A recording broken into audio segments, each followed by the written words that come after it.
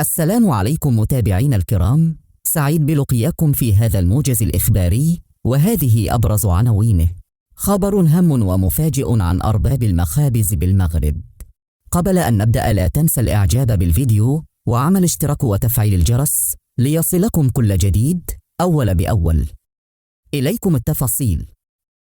استعرضت الجمعية الوطنية لأرباب المخابز خلال اجتماعها مع فرق برلمانية من الأغلبية والمعارضة المشاكل والإكراهات التي يعاني منها قطاع المخابز. وأضافت ذات الجمعية وفق ما أوردته وسائل إعلامية أن عدد من المخابز توقفت عن الاشتغال وغير قادرة على استئناف نشاطها بسبب ثقل الديون.